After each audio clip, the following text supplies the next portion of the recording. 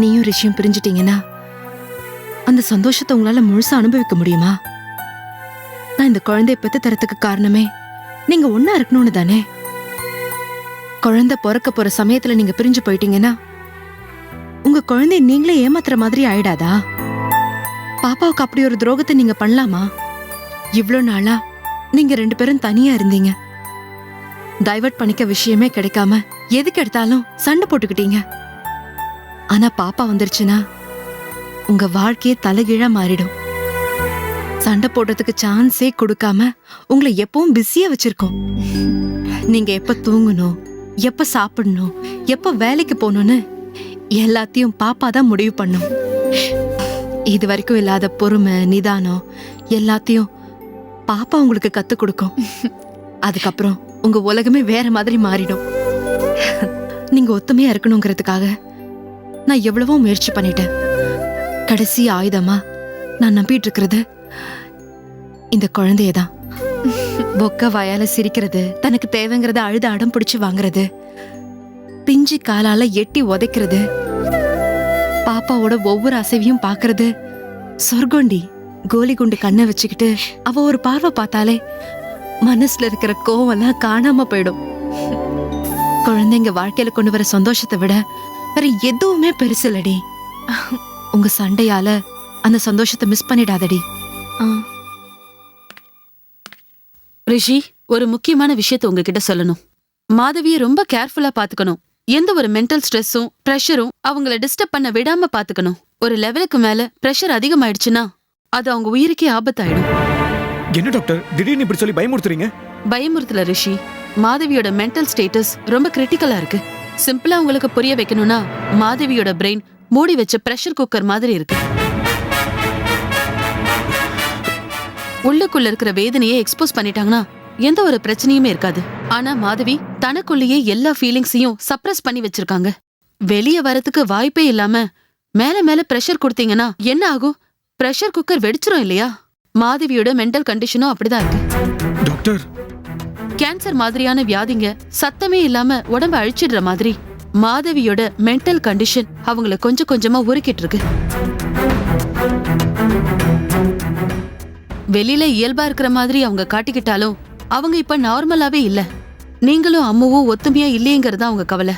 அதை எப்படி சரி பண்றதுங்கிற டென்ஷன், குழப்பம், இது எல்லாம் சேர்ந்து அவங்க மனச பாடா படுத்திட்டு இருக்கு.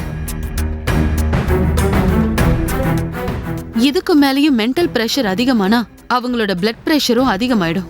பிளட் பிரஷர் அதிகமாயிடுச்சுன்னா மூளையில இருக்கிற நரம்புகள் வெடிச்சு I am sorry to say அவங்க இறக்கறதுக்கும் சான்சஸ் இருக்கு.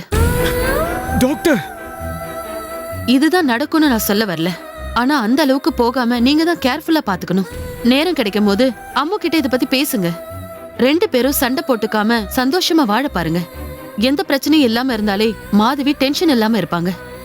எல்லா கஷ்டத்தையும் தாங்கிக்கிட்டு உங்களுக்காக மாதவி குழந்தை பெத்து தரப்போறாங்க. அதுக்கு பதிலா நீங்க அவங்களுக்கு மரணத்தை கொடுத்துறாதீங்க. அவ்வளவுதான் என்னால சொல்ல முடியும். இல்ல டாக்டர், நானும் அம்மாவும் அவங்கள பத்திரமா பாத்துக்கிறோம். குழந்தை மட்டும் இல்ல, மாதவி எங்களுக்கு ரொம்ப முக்கியம். அவங்களை எங்களால இழக்க முடியாது. ஓகே, சொன்ன மாதிரி நீங்க நடந்துப்பீங்கன்னு நான் நம்புறேன். கண்டிப்பா டாக்டர், நான் வரேன். ரிஷி, ஒரு நிமிஷம். முக்கியமா மாதவிக்கு இந்த விஷயம் தெரிய வேண்டாம். சரிங்க டாக்டர், நான் வரேன். ஓகே.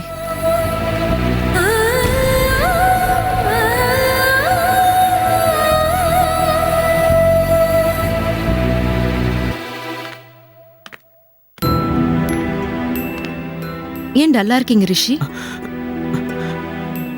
ஒண்ணு இல்ல, வாங்க போலாம். அவன் பாப்பா தெரியலன்னு அப்செட்ல இருக்கான். அதுக்கு நாம என்ன பண்ண முடியும்?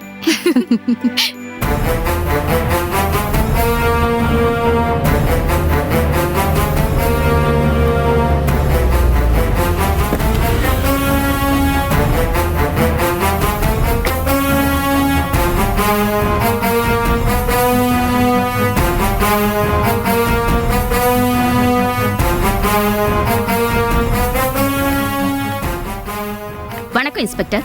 வாங்க மேடம், உட்காருங்க. என்ன சார் இது? கம்ப்ளைண்ட் கொடுக்கலான்னு வந்தா கண்டுக்கவே மாட்டேன்றீங்க. உங்களை கண்டுக்காம என்ன மேடம், இதோ சூடா வடையும் டீயும் வாங்கிட்டு வர சொல்கிறேன், சாப்பிட்டு கிளம்புங்க. என்ன சார், என்ன பார்த்தா உங்களுக்கு கிண்டலா இருக்கா? ஏன் மேடம் இப்படி டென்ஷன் ஆகுறீங்க? இந்த போலீஸ் ஸ்டேஷனில் கொடுக்குற ஒவ்வொரு கம்ப்ளைண்ட்டும் கோர்ட் வரைக்கும் போகணும். ஆனால் நீங்கள் கொடுக்குற ஒவ்வொரு கம்ப்ளைண்ட்டும் இங்கே இருக்க குப்பத்தடிக்கு தானே போகுது. காலாவதியான மருந்துக்கும் கம்ப்ளைண்ட்டுக்கும் ஏதாவது வித்தியாசம் இருக்கா? ரெண்டுலேயும் ஒரிஜினல் எஃபெக்டை விட சைடு எஃபெக்ட் தான் ரொம்ப ஜாஸ்தியாக இருக்குது. இது வரைக்கும் நீங்கள் கொடுத்த கம்ப்ளைண்ட் வச்சு ஒரு காக்காயாவது எங்களால் அரெஸ்ட் பண்ண முடிஞ்சுதா? 2 தடவையும் நாங்கள் கேவலப்பட்டது தான் மிச்சம். முதல் தடவை அந்த மாதவி எங்கள் ஸ்டேஷனுக்கே வந்து எங்களை கேவலப்படுத்தினா. 2வது உங்கள் பொண்ணால் அந்த வீட்டிலேருந்து நாங்கள் அசிங்கப்பட்டு தான் வந்தோம். இவ்வளோ அசிங்கப்பட்டது போதாதா, இன்னும் எங்களை கேவலப்படுத்தணுமா? கொலை ஏடிஎம் திட்டுன்னு எங்களுக்கு எவ்வளவோ வேலைங்க இருக்குது மேடம். அதையெல்லாம் விட்டுட்டு உங்கள் உப்பு சப்பு இல்லாத கேஸுக்கெல்லாம் எங்களால் நேரத்தை வீணடிக்க முடியாது மேடம். ஓகே இன்ஸ்பெக்டர், தெரிஞ்சவர் ஆச்சேன்னு உங்களை தேடி வந்தது ஏன் தப்பு தான். நான் நேராக கமிஷனர் ஆஃபீஸ் போய் பார்த்துக்கிறேன். அவர் உத்தரவு போட்டா நீங்கள் ஒபே பண்ணி தானே ஆகணும். ஏன் மேடம் இப்படி பொசுக்குன்னு கோவப்படுறீங்க? ஓவராக கோவப்பட்டா உடம்புக்கு ஆகாதுன்னு சொல்லுவாங்க. உட்காருங்க மேடம். அட பரவாயில்ல, உட்காருங்க மேடம். நீங்கள் தெரிஞ்சவங்க அப்படிங்கிறதுனால தான் என் மனசில் உள்ளதை நான் புலம்புனேன். அதை போய் இப்படி சீரியஸாக எடுத்துக்கிட்டீங்க. நீங்கள் கமிஷன் லெவலுக்குலாம் போக வேணாம். உங்கள் பிரச்சனை என்னன்னு சொல்லுங்கள், நான் பார்த்துக்கிறேன். இன்ஸ்பெக்டர், என் பொண்ணு பூஜாக்கு நான் கல்யாணம் ஏற்பாடு பண்ணியிருக்கேன். என்ன மேடம், கல்யாணம் வேணான்னு சொல்லித்தானே உங்கள் பொண்ணு மாத வீட்டில் போய் தங்கியிருந்தாங்க? ஆமாங்க சார், நான் அவளை சமாதானப்படுத்தி என் வீட்டுக்கு கூட்டிட்டு வந்துட்டேன். அவளுக்கு மாப்பிள்ளை பார்த்து பேசியே முடிச்சிட்டேன். வர முகூர்த்தத்துல கல்யாணங்கிறதுனால மண்டபம் கேட்டரிங்னு நான் பிஸியா அலைஞ்சிட்டு இருக்கேன் சார். ஆனா எவனோ ஒரு கடங்காரன் இந்த கல்யாணத்தை தடுத்து நிறுத்தணும்னு பாக்குறான் சார். என் மாப்பிள்ளைய வழிமறிச்சு நீ பூஜாவை மறந்துடு, அவளை கல்யாணம் பண்ணிக்க நினைச்ச உன்னை கொண்டுடுவேன்னு கத்திய கட்டி மிரட்டி இருக்கான் சார். மாப்பிள்ளை வீட்டுக்காரங்க ரொம்ப பயந்து போய் இந்த சம்பந்தமே வேண்டான்ற முடிவுக்கு வந்துட்டாங்க. என் பொண்ணோட கல்யாணமே இப்ப கேள்விக்குறியா ஆயிடுச்சு சார். அந்த ராஸ்கலை புடிச்சு உள்ள வச்சாதான் என் பொண்ணோட கல்யாணம் நல்லபடியா நடக்கும். அதுக்கு நீங்க தான் சார் ஒரு வழி பண்ணணும். கவலைப்படாதீங்க மேடம், இது மாதிரி நான் நிறைய கேஸை பார்த்துருக்கேன். ஆள் மட்டும் யாருன்னு சொல்லுங்க, ஈஸியா தூக்கிடலாம். அவன் பேரு தினேஷ் சார். பூஜா கிளாஸ்ல தான் அவனும் படிக்கிறான். உங்க பொண்ணு கல்யாணத்தை அவன் ஏன் தடுத்து நிறுத்தணும்? சார், அந்த ராஸ்கல் பூஜாவை லவ் பண்றேன்னு சொல்லியிருக்கான் சார். நினைச்சேன் இது லவ் மேட்டரா இருக்குன்னு தான் நான் அப்பவே நினைச்சேன். ஒருவேளை உங்க பொண்ணு அவனை லவ் பண்றாளோ என்னமோ. இதை பாருங்க மேடம், அப்படி ஏதாவது இருந்துச்சுன்னு வச்சுங்க, நம்ம மறுபடியும் அசிங்கப்பட்டுருவோம். அவன் மேல ஆக்ஷன் எடுத்தா என் லவ்வரை கொல்ல பாக்குறாங்கன்னு பூஜா உங்களே சிக்கல்ல மாட்டி விட்டுருவா. ஏன்னா என்ன கொல்ல பார்த்தவங்கன்னு ஏற்கனவே உங்க மேல கம்ப்ளைண்ட் கொடுத்ததானே உங்க பொண்ணு பூஜா. இல்ல இன்ஸ்பெக்டர், அவனை லவ் பண்றதா இருந்தா கல்யாண பேச்சு எடுத்திருக்கிறப்பவே என்கிட்ட சொல்லிருப்பா. என்கிட்ட அதை மறைச்சிருக்க மாட்டா. அது மட்டும் இல்ல, என் பொண்ணு படிப்புக்காக உயிரே விடுற பைத்தியக்காரி. காதல் கீதெல்லாம் அவளுக்கு சரிப்பட்டே வராது. அந்த ராஸ்கல் அவளை ஒன் சைடா லவ் பண்றான் போல இருக்கு. அதான் அவளுக்கு கல்யாண ஏற்பாடு நடக்குதுன்னு தெரிஞ்சதும் இப்ப வந்து பிரச்சனை பண்ணிட்டு இருக்கான் சார். இந்த விஷயத்துல எனக்கு மாதவி மேலதான் சார் டவுட் இருக்கு. நீங்க எந்த ஒரு பிரச்சனையா இருந்தாலும் மாதவி வம்புகளுக்காம விட மாட்டீங்க. சம்பந்தம் இல்லாம நான் அவளை இந்த விஷயத்துல இழுக்கல சார். என் பொண்ணுக்கு கல்யாணம் பண்ணி வைக்கிறது அவளுக்கு ஆரம்பத்துல இருந்தே பிடிக்கல. அதனாலதான் பூஜா மனச கலைச்சு அவ வீட்டுக்கே அவளை கூட்டிட்டு போயிட்டா. இப்ப என் பொண்ணு திரும்பவும் என் கூட வந்துட்டா, கல்யாணத்துக்கும் சம்மதிச்சிட்டா. அது பொறுக்காமதான் மாதவி அந்த பையனை தூண்டி விட்டு இப்படி எல்லாம் கலாட்டா பண்ணிட்டு இருக்கான்னு நான் நினைக்கிறேன். அது மட்டும் உண்மையா இருந்துச்சுன்னா மேடம் நான் ரொம்ப சந்தோஷப்படுவேன் மேடம். அந்த பொம்பளையால நான் ரொம்ப அவமானப்பட்டிருக்கேன் மேடம். அவளை பழி வாங்கணுங்கிற வேகமும் வெறியும் எனக்குள்ள அடங்கவே இல்லை மேடம்.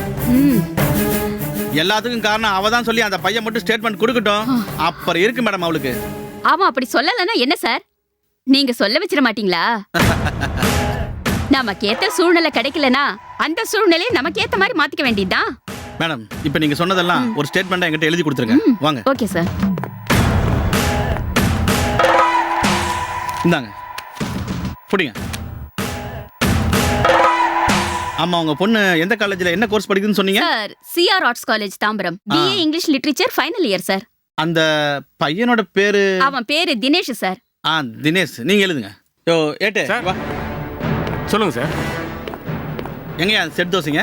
வெளில இருக்காங்கய்யா. நேரா அவங்கள தாம்பரத்துக்கு போக சொல்லு. சரிங்கய்யா. அங்க சிஆர் ஆர்ட்ஸ் காலேஜ்ல பிஏ இங்கிலீஷ் லிட்டரேச்சர் ஃபைனல் இயர்ல தினேஷ்ங்கிற ஒரு பையன் படிச்சிட்டு இருப்பான். அவனை எடுத்துட்டு வர சொல்லு. Okay sir. யோ இங்க வா. வாயால சொன்னா அவங்க தெளிவா சொதப்பிட்டு வருவாங்க. நான் எழுதியே கொடுத்துறேன். சரி சார்.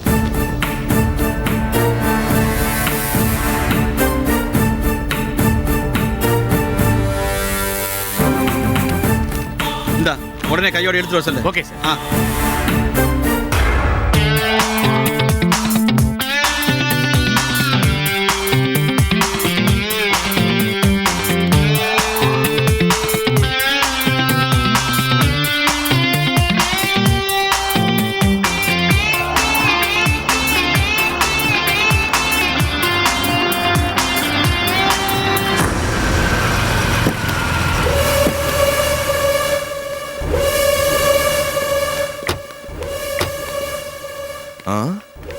ஐயோ சார் கொடுத்த சீட்டை ஸ்டேஷன்லயே வச்சுட்டு வந்துட்டேனே.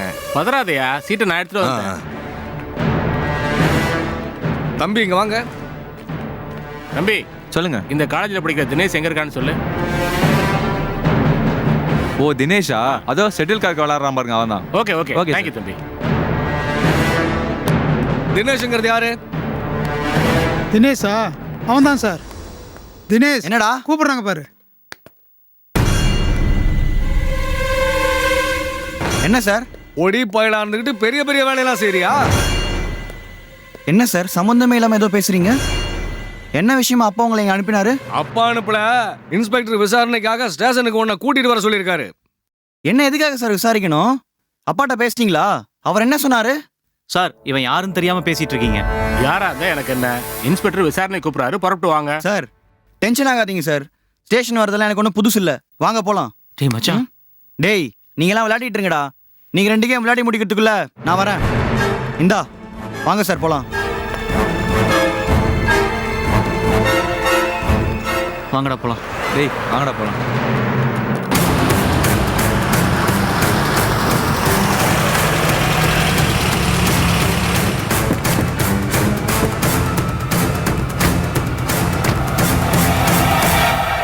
சார்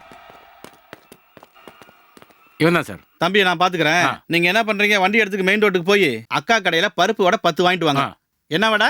பருப்பு வடை சார். எத்தனை வடை? 10 வடை சார். வாங்கிட்டு வந்துருவீங்களா இல்ல இதையும் நான் பேப்பர்ல இல்ல எழுதி சார், தரவா? வாங்கிட்டு வந்துடுறேன் சார். போங்க. வரேன் சார். Okay sir. நீங்க வாங்க தம்பி.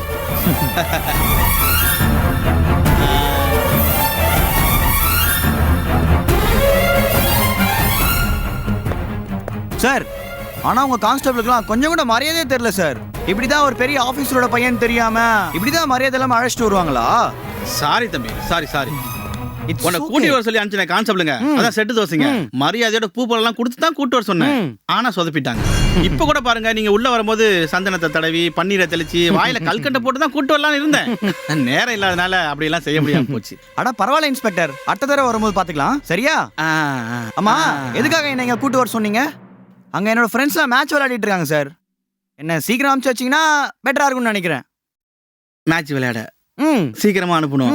அதே தம்பி அங்க போய் விளையாடுறீங்க, இங்கே விளையாடலாமே நம்ம 2 பேரும். சார் சும்மா விளையாடாதீங்க சார். எங்கிட்டே விளையாடுறியா ராஸ்கல்? சார் பேசிட்டு இருக்கும்போது எதுக்கு சார் அடிக்கிறீங்க? பின்ன என்னடா உன்னை தூக்கி வச்சு கொஞ்சுவாங்களா? அயோக்கிய ராஸ்கல். உனக்கு அந்த பொண்ணை பிடிச்சிருந்தா அவங்க வீட்டுல போய் முறைப்படி பொண்ணு கேளு. அவங்க சம்மதிச்சா கட்டிக்க, இல்லன்னா விலைக்கு வந்துரு. அதை விட்டுட்டு கட்டிக்கு போற மாப்பிள்ளை ஏன்டா மிரட்டின? ஓஹோ, நான் மிரட்டினது ஸ்டேஷன் வரைக்கும் வந்துடுச்சா? அப்போ பார்ட்டி பயந்துட்டான் தான் அர்த்தம். என் லைன் கிளியர் ஆயிடுச்சு. டேய் நான் என்ன சொல்லிட்டு இருக்கேன், நீ ஏன்டா பேசிட்டு இருக்க? கையில கத்தி 4 அடியாள் இருந்துட்டா நீ என்ன பெரிய ரவுடியாடா? சார் போங்க சார்.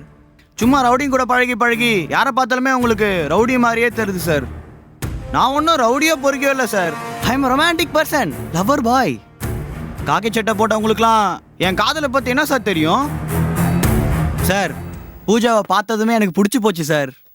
நான் அவளை சின்சியராக லவ் பண்ண ஆரம்பிச்சிட்டேன். அவன் என் லவ்வை ஏற்றுக்கணும்னு போராடிட்டு இருக்கேன் சார். அதை ஒருத்தன் கெடுக்க வரானா கோவம் வருமா வராதா சார்? நம்ம பொருளை ஒருத்தன் தட்டி பறிச்சுட்டு போனா என்ன பண்ணுவோம்? அவனை அடிச்சு வச்சு அதை பிடுங்க மாட்டோம்? பொருளுக்கே அப்படின்னா அது ஒரு பொண்ணு சார், என் லவ் சார், என்னோட வாழ்க்கை. அதுக்கு போட்டியா எவனா வந்தா நான் எப்படி சார் சும்மா விடுறது? அதான் அந்த பையனை கூப்பிட்டு பூஜை அவனுக்கு வேணான்னு சொல்லி பார்த்தேன். அவன் கேட்காம முரண்டு பிடிச்சான். அதான் பசங்களை விட்டு 2 தட்டு தட்டினேன். அவ்வளோதான் சார். வார்லையும் லவ்லையும் ஜெயிக்கிறது தான் சார் முக்கியம். லவ்ல இந்த மாதிரி சின்ன சின்ன கலாட்டா அடிதடி எல்லாம் நடக்கிறது சகஜம் தானே சார்? அப்படிங்களா ராஜா? யாரு கிடைச்சாலும் அடிக்கிறது சகஜம். எனக்கு நீ கிளாஸ் எடுக்கிற. ஏய் உன்ன மாதிரி கலாட்டா பண்றவங்கள ஸ்டேஷனுக்கு கூட்டு வந்து நொங்குறது எங்களுக்கு சகஜமான வேலைடா. எங்கிட்டியா வாடா? எங்கிட்டியா? கீழே அடிக்காதீங்க சார். ராஸ்கல் எந்திரா எந்திரா சார் எனக்கே கிளாஸ் எடுக்கறியா நீ? சார் வேணாம் சார், அடிக்காதீங்க. என் அப்பா யாருன்னு தெரிஞ்சா நீங்க ஷாக் ஆயிடுவீங்க. என்னடா உங்க அப்பா என்ன ஈபிலே ஒர்க் பண்றான்? இந்த பாரு உங்க அப்பா எவ்வளவு பெரிய ஆளா இருந்தாலும் பரவாயில்ல, ஒன்ன நான் விடுறதா இல்ல. சொல்லு, இதை யார் சொல்லி செஞ்ச? அந்த மாப்பிள்ளை மிரட்ட சொல்லி உனக்கு யார் சொல்லி கொடுத்தா? சார் மத்தவங்க சொல்லி கேட்டு நான் ஆடுறதுக்கு நான் குழந்தையா? பூஜா மேல எனக்கு இருக்கிற லவ் தான் என்னை இப்படிலாம் செய்ய வைக்குது. நீங்களும் என் வயசுல லவ் பண்ணியிருந்தீங்கன்னா என் ஃபீலிங்ஸ் உங்களுக்கு புரிஞ்சிருக்கும். நான் உன்னை மிரட்டினது நியாயம், நீங்களே ஏத்துட்டு இருந்திருப்பீங்க. இப்படி என்னோட விளையாட்டையும் கெடுத்துட்டு உங்க டைமே வேஸ்ட் பண்ணிருக்க மாட்டீங்க சார். நிறுத்தா. இவ்வளவு அடி வாங்கி உனக்கு என்ன வாய்க்கொழுப்பு தெரியலையே? உன்னை எல்லாம் உள்ள வச்சு நொங்குனதாட என்ன அணுகுவேன்? சார் சும்மா அடிக்காதீங்கன்னு எத்தனை தடவை சொல்றது? என்ன அடிச்சீங்கன்னா உங்களுக்கு தான் பிரச்சனை. என் அப்பா உங்களை யாரையும் சும்மா விட மாட்டாரு. என் மேல விழுந்த ஒவ்வொரு அடிக்கும் நீங்க பதில் சொல்லி ஆகணும். என்னடா நானும் வந்ததுல இருந்து பாக்குறேன், அப்பா அப்பா என்ன பூச்சாண்டி காட்டுறேன். உன் அப்பனோட போன் நம்பர் குடுறா. அவன் என்ன அவ்வளவு பெரிய அப்பா டக்கறாடா? இருடா, அவன் யார் என்ன நான் பாக்குறேன், சொல்றா சொல்லு. சார் அவருக்கு 3 நம்பர் இருக்கு. யாருக்கும் கொடுக்காத பர்சனல் நம்பரை சொல்றேன், அதுலயே கால் பண்ணுங்க. சொல்றா தான் அவர் பேசுவாரு. 97-100-7109. சார் நம்பர் திருப்பி சொல்லுங்க, செக் பண்ணி பாத்துக்கலாம். சார் இப்படி எல்லாம் முறைக்காதீங்க சார். அப்பாவுக்கு பதிலா வேற யாருக்குன்னா தப்பா கால் பண்ணுவீங்க தான் சார் நான் சொன்னேன். யோ இங்க வா, உனக்கு உள்ள வையா. போடா வா, கூட்டி போவனா. டிஃபென்ஸ் லாயர் கிராஸ் கொஸ்டின் கேட்கும்போது ஏன் தடுமாறுறீங்க? ஒரு எஸ்ஐ நீங்க நல்லா போல்டா பேசணும். Okay sir. அப்புறம் பப்ளிக் ப்ராசிக்யூட்டர் கிட்ட எல்லா விஷயத்தையும் டிஸ்கஸ் பண்ணிட்டீங்களா? பண்ணியாச்சு சார். ஒரு நிமிஷம். ஹலோ. யோ நீ என்ன பெரிய புல்டாக்கா? டேய் யாரா நீ? நீ தினேஷோட அப்பன் தானே? ஆமா. நீங்க? யோ நான் யாருங்கிறது அப்புறையா? இப்படி ஒரு பொறுக்கி பிள்ளை வளர்த்துருக்கியே, உனக்கே அசிங்கமா இல்ல? புள்ளைய பேக்கிறதோட அப்பனோட கடமை முடிஞ்சு போச்சுன்னு நினைச்சியா?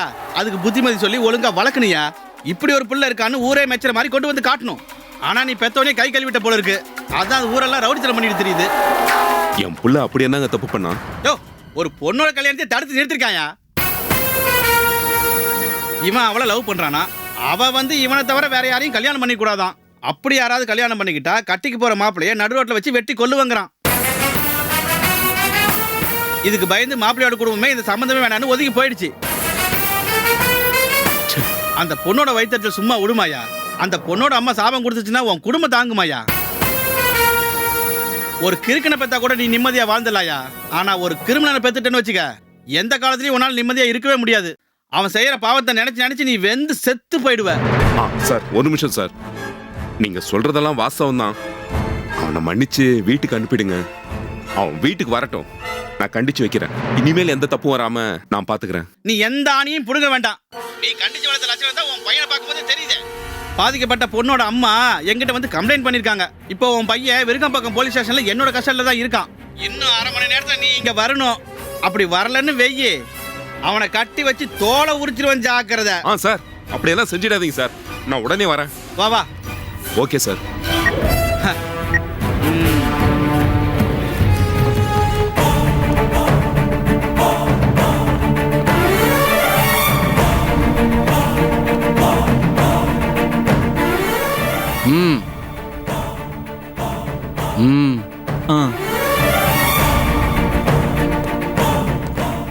Hi bro. What bro? ஏய் அவங்க அப்பனை வர சொன்னா நீ வந்து நிக்கிற? ஏண்டா இவன் நம்பரையா கொடுத்த நீயே? இல்ல சார், என் அப்பா நம்பர் தான் சார் கொடுத்தேன். அவர் வந்துருவாரு. இவன் என் ஃப்ரெண்டு, என் நண்பன். என்ன உள்ள வச்சிட்டீங்கல்ல? மாணவ சமுதாயத்தை போர்க்களத்தில் இறக்கிறத பத்தி டிஸ்கஸ் பண்றதுக்காக வந்திருக்கான் என் நண்பன்.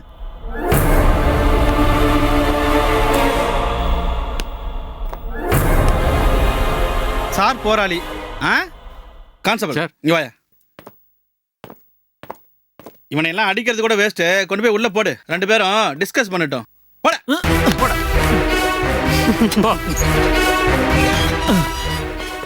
அட பாவி. வாட் ப்ரோன்னு நக்கலா கேட்டல? வா ப்ரோ.